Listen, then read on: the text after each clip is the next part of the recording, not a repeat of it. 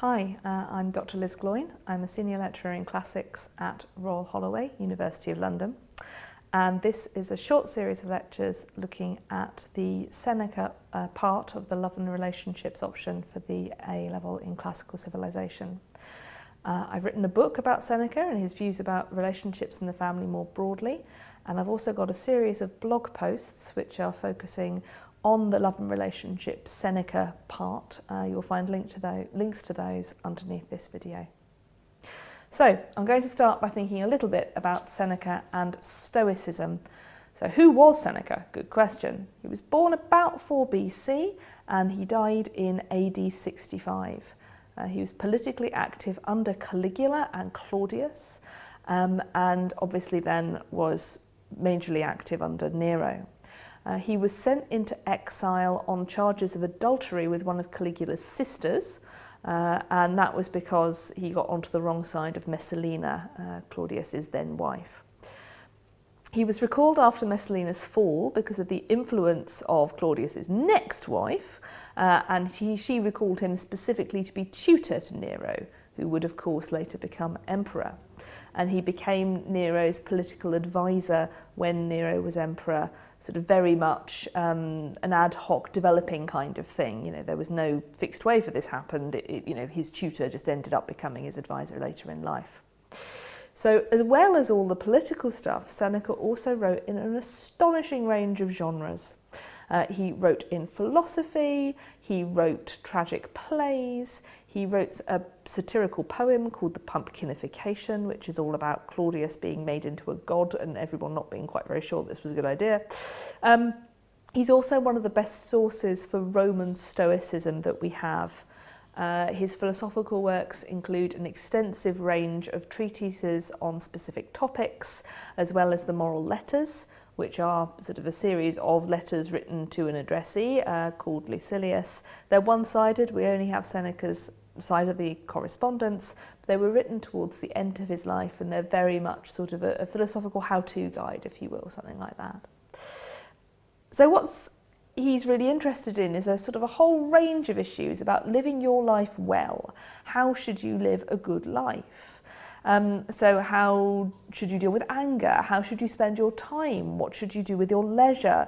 How should you achieve tranquility? How do you operate in the system of patronage that sort of really structures Roman society? Now, in all of that, love and relationships isn't really what you might call a core topic. He's not like Plato, where Plato writes a whole dialogue on it, several whole dialogues on these kinds of questions. That's not how Seneca approaches this. What instead we get are hints or passing mentions about how you should have relationships.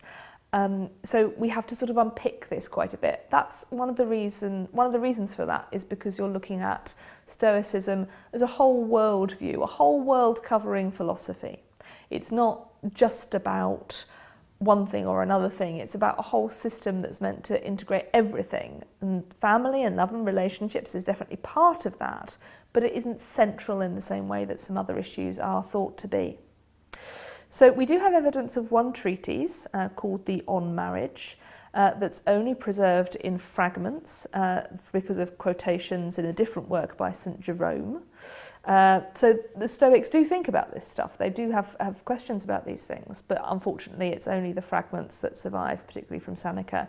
You can find the fragments, translations of the fragments up on my blog, and there'll be a link to that below as well.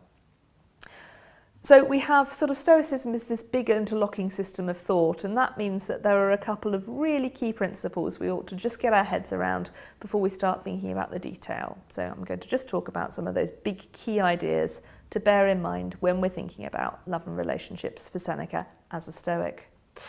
So the first of these big points is the theory of indifference. So TS on the end, not CE. All ancient philosophies want to help their adherents to achieve happiness. So the Stoics think that this is best achieved by acting in accordance with reason. They call this sort of virtue. So acting virtuously, acting in accordance with reason will make you happy. That makes the pursuit of virtue the only thing you actually want to spend your time doing. Nothing else is worth chasing after, only virtue. Anything else, health, wealth, political power, whatever else you might think of, is an indifferent. So ultimately, some indifferents are preferred. So for instance, if you had to choose between life and death, the Stoic isn't going to choose death, right? Life is the preferred indifferent. But ultimately you can be virtuous and therefore happy, regardless of whether you're ill, whether you're poor, whatever misfortunes you may be suffering, that doesn't get in the way of you being virtuous. An important word to be aware of is the sage. The sage is the perfect person in Stoicism who's got the hang of all of this, who is living completely in order with their reason. This means that love and family are all therefore indifferents. The sage is perfectly self-sufficient. The sage can be happy and virtuous without needing to have a family. But it isn't to say that if you had the choice, under the right circumstances, you wouldn't want to have a family, and that wouldn't be the rational choice. So the second big point to be aware of is this idea of some things being in accordance with nature. The Stoics think that this is important, that living in accordance with nature is important. Secundum naturam is the phrase in Latin. This is because they think this is the best of all possible worlds. It's been created by a providential deity who is the equivalent to perfect reason.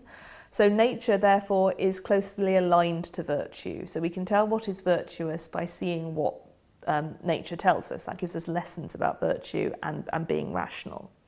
This is a really important plank in the Stoic moral worldview. We'll come back to the ways that plays out later. And the third really important thing is the importance of rationality. That's again that importance of reason. So to be virtuous is to be rational, to be in charge of your reason. And that means that we need to get rid of our irrational emotions. I'll talk about that more in a later video, but it's really important to emphasise the centrality of reason to the Stoic idea of virtue, to good behaviour, of getting things right in this life. You can't get away from needing reason. So every human has an equal potential for rationality.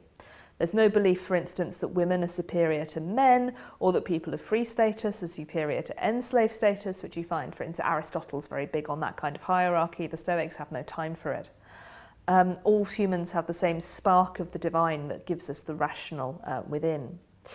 It doesn't mean that Stoics necessarily go outside the usual gendered or class frameworks and try and sort of overthrow systems in terms of where people might use their potential for virtue, but we are looking at a world which places everybody as equal in terms of their capacity and their abilities, rather than saying one group of people is automatically closer to virtue or have a monopoly on being virtuous, being rational.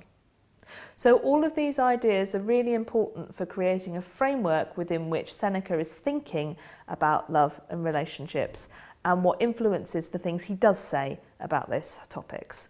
And in the next few videos, we'll unpick some of the implications of how that all works.